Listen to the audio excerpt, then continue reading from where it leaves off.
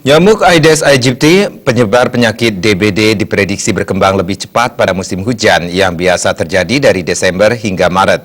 Mengantisipasi jatuhnya korban DBD, Pemkot Denpasar menggiatkan upaya-upaya pemberantasan sarang nyamuk. Nyamuk Aedes aegypti sebagai vektor demam berdarah kerap menjadi momok menakutkan setiap datangnya musim hujan. Meminimalkan risiko jatuhnya korban karena nyamuk demam berdarah, Pemkot Denpasar menggelar apel kesiapsiagaan pemberantasan sarang nyamuk demam berdarah di Sanur. Pemberantasan sarang nyamuk ini ditandai dengan mengubur barang bekas dan fogging di salah satu rumah warga Sanur yang dilakukan langsung oleh Wali Kota Denpasar, Ide Bagus Rai Darmawijaya Mantra dan pelajar. Upaya pemberantasan demam berdarah melibatkan semua unsur masyarakat yang tergabung dalam Jumantik Mandiri, pelajar dan SKPD terkait. Bulan bakti pemberantasan sarang nyamuk demam berdarah akan dilakukan dengan cara fogging massal, gerakan 3M, dan pembasmian jentik nyamuk yang dikombinasikan dengan membiasakan pola hidup sehat dan lingkungan bersih. Wali Kota Rai Darmawijaya Mantra mengatakan, tingkat demam berdarah mengalami penurunan yang cukup signifikan di Kota Denpasar. Jika tahun 2016 terdapat 2.300 kasus demam berdarah, pada tahun 2017 hingga bulan Oktober ini tercatat terjadi 950 kasus demam berdarah atau turun 50% lebih.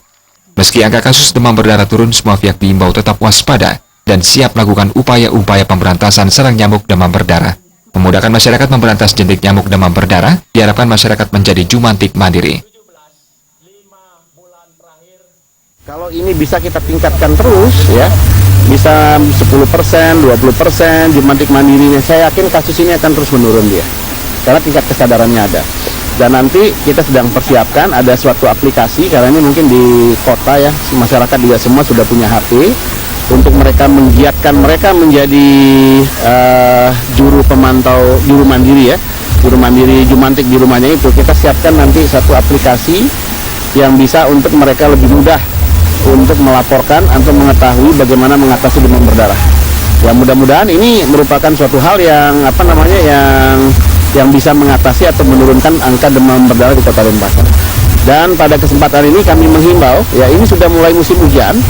Ya, jadi masyarakat sekarang ini, marilah kita menjadi Jumantik Mandiri di rumah. Ya, kalau memang belum paham, itu hubungi kepala lingkungan atau kepala dusun setempat untuk mendapatkan informasi dari Jumantik yang ada, bagaimana mengatasi demam berdarah.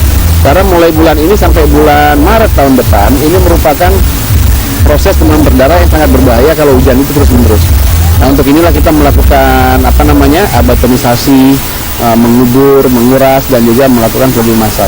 Fogging massal ini sudah dilakukan oleh pihak pemerintah dan juga ini akan dilakukan secara terus-menerus nanti ke depan.